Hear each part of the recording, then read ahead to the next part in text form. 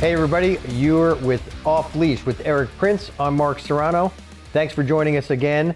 The Middle East is like a powder keg, and I think we're closer to that powder keg blowing as we stand here 3 months after the attack on Israel from Hamas.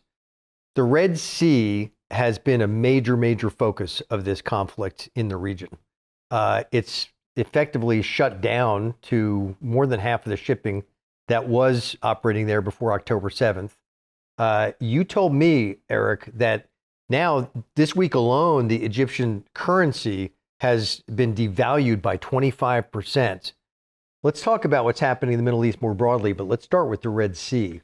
Sure. The Iranians are very deliberate people. You know, they put 1,000 stitches into a square inch of a rug. So they're playing multi-level chess. The next place they're going to squeeze hard, and they've caused, when the Houthis effectively have blockaded and now are behaving like pirates with very long-range weapons provided by the Iranians.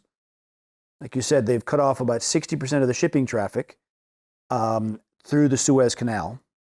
The Suez Canal, the tolls from all the ships passing through represents about 40% of the Egyptian GDP. So that massive fall off in ship traffic immediately causes the devaluation of the Egyptian currency.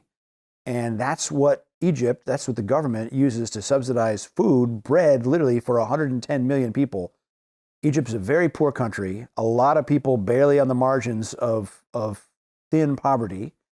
And, you know, Sisi's been in power, took over from the Muslim Brotherhood, who is the big power that ousted Mubarak a few years ago, back in the Arab Spring, sponsored by Qatar. So again, this is radical Shia Islam, the Iranians, cooperating with the Muslim Brotherhood to cause a real crisis inside of Egypt on the southern border of Israel. So again, major chess piece being heavily damaged in real time by effectively this blockade, and nobody's doing anything about what the Houthis are doing. And so this is the next cascading pile of poo that the Biden administration is foisting on the Middle East with their ineptness. So when I think of a terrorist group like the Houthis, I think these are like desert rats. Is sort of they're mountain rats. That's my perception, right? Because the mountains of Yemen, correct? Yes. But now they're funded, especially since Joe Biden came into office and lifted the sanctions on Iran. Now they're funded by Iran as a proxy. But their attacks, this is pretty interesting. You're talking about them as effectively being pirates. Are they attacking from on both sides of the Suez Canal? And you also have to think, when all the oil sanctions come off of Iran, which the Biden administration did, that funds billions of dollars a month additional in oil sales that the Iranians can make. So not just the money that the Biden administration gave to them, or returned to them, it's tens of billions that they make per month in oil sales. So they've used that to equip the Houthis with long-range cruise missiles and even ballistic missiles, which they fired dozens of times at U.S. Navy ships. They've smacked a number of commercial vessels, and they've effectively blockaded the waterway at the bottom there called the Bab el-Mandab. And so they're basically performing like long-range pirates now, and that will severely damage the Egyptian economy. Okay, so are they primarily focusing their fire at the base of the Red Sea and not up in the Mediterranean? No, correct. On the other side of the Suez. But any ship that's going to go through the Suez has to come. So about 50% of the world's container traffic normally comes through there on its way from Asia coming to Europe.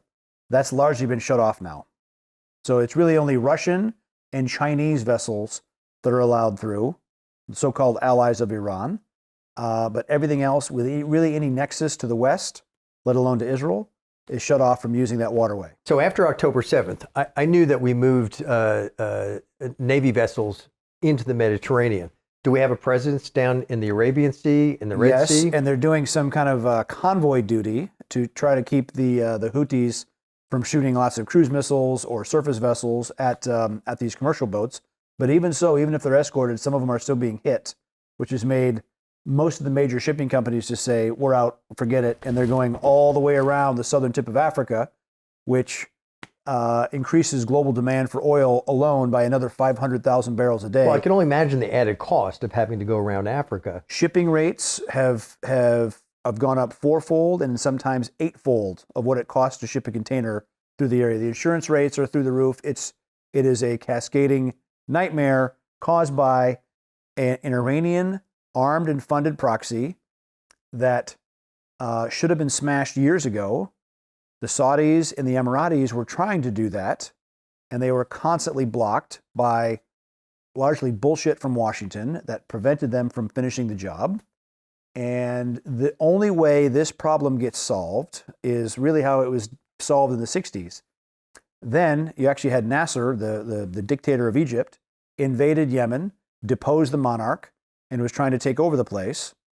And the Brits were very upset about that. The Saudis were pissed about it. And so they actually hired David Sterling, who was the founder of the SAS, with a private military company, and put a band of men together. They were armed by the Israelis, paid by the Saudis in gold, and they got it done. And they drove the Egyptians out. Sterling held down and destroyed so many Egyptian troops that he actually received a military award from the IDF because it helped them win the '67 war. So it's a little conflict people don't know much about, but it's absolutely analogous to what's happening now. And unless you put boots on the ground, which hunts the Houthis in their own domain and puts them on their knees, this problem will continue. And you've now shut off one of the major waterways, and they're getting away with it. But so a lot of the pearl clutchers in Washington would say, "Oh, hold on a second. Eric Prince is suggesting that we invade Yemen with American troops." I'm not saying U.S. troops have to invade that at all. There are lots of other nuanced ways to accomplish that. Even a variation of how the U.S. went into Afghanistan with some soft or some contracted people with some air power could put that real pressure on the Houthis. How about some Arab troops from elsewhere in the region? Is that an option? Perhaps, yes, but the Saudis and Emiratis struggled against the Houthis. I'm not saying they're not capable fighters, but I'm saying bring people that don't mind a good fight, and you will find that the Houthis will turn tail. But this is the very definition of terrorism. So they have some strikes down. It's long range piracy at this point. Well, but the point is, they've already had their effect. If you're saying that 60% of shipping is now diverting away from the Red Sea and the Suez Canal, yes, they've won. Hugely damaging to the Egyptian economy. It will damage Saudi Arabia long term. But Saudi Arabia and UAE are both concerned because the Houthis have weapons that they can launch from Yemen and have smacked Riyadh, the capital, have smacked the Ras Tanur, the major oil blending facility where 6 million barrels a day gets processed. They've smacked a lot of cities in southern, and they've even hit Abu Dhabi Airport about 2 years ago and killed people at Abu Dhabi Airport. Little known fact, but fact. Okay. But you talk about how a significant intelligence should be as a solution, as a part of a solution. Yeah. Okay, so therefore, should we not have the CIA giving us the information we need from Yemen? Title 50 authorities solves this. You do not need to solve it with boots on with U.S. conventional uniform boots solving that problem. So our intelligence agency should be providing that sure. information They're about already where there, to strike they're already in there Yemen. hunting some Al Qaeda over in the about where the Y and the E are of Yemen. There's a few bad actors in Yemen.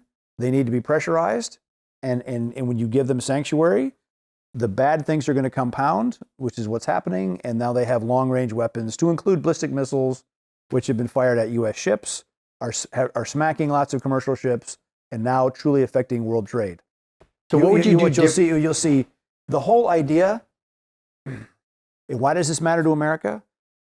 A lot of our economy is based on just-in-time shipping.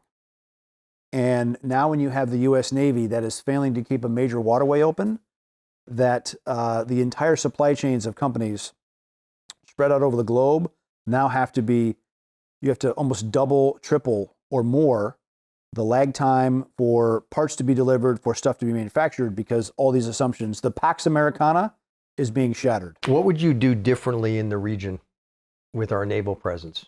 I mean, do we need to ramp it up? Do we need our allies to step up? Again, this problem does not get solved at sea. It gets solved by putting pressure on the Houthis, going to Sada, taking Hodeidah, and pressurizing them. And there are ways to draw the Houthis into a conventional fight and then stacking them like cordwood. So it seems like Iran is doing a very, very good job since October 7th. Yeah, they're running their playbook. Widening this conflict, right? Yes. Well, let's go back to the center of the conflict in Israel. What are you hearing about what the progress for the IDF in Gaza? It's still slow. It's been very difficult. They lost 22 guys last week, literally rigging up some buildings to blow, and an RPG fired by a Hamas operative set off the charge, causing a simultaneous detonation and killed 22 guys. It's their most costly day, I think, ever. I wish they'd listened earlier about flooding. Hell, I even found them I found a pump that pumps 60,000 gallons a minute. So imagine 1,000 gallons a second. It's effectively 12,000 horsepower jet engines in parallel. On a barge? On a barge. So you could literally make Gaza into a duck impoundment and flood all the tunnels and change the battle space. Because again, they're having a hard time because the enemy can constantly maneuver and regenerate behind them with the remaining tunnels. But so they flood them, how much control do they have in the north part of Gaza and in the tunnels? They control much of the north. Okay. But in Khan Yunis and Rafah, there's a lot of tunnels. And the problem is when they attacked in the north, they pushed all the people to the south.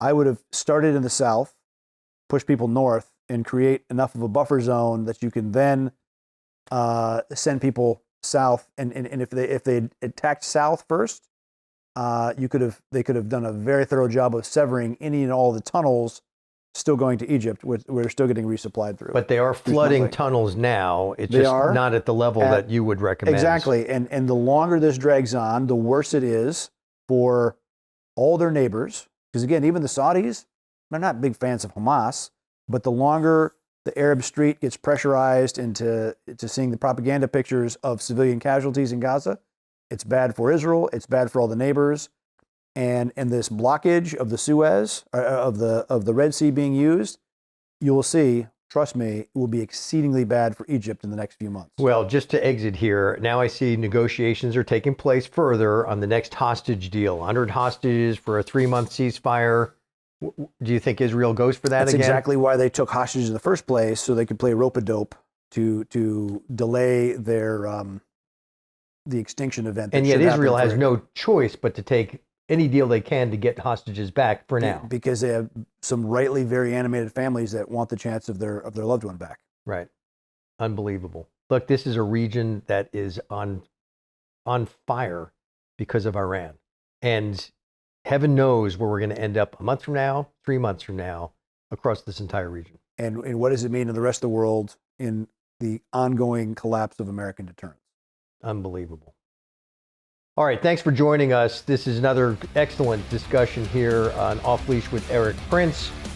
Check us out for our next episode and our next segment. We're glad you're here.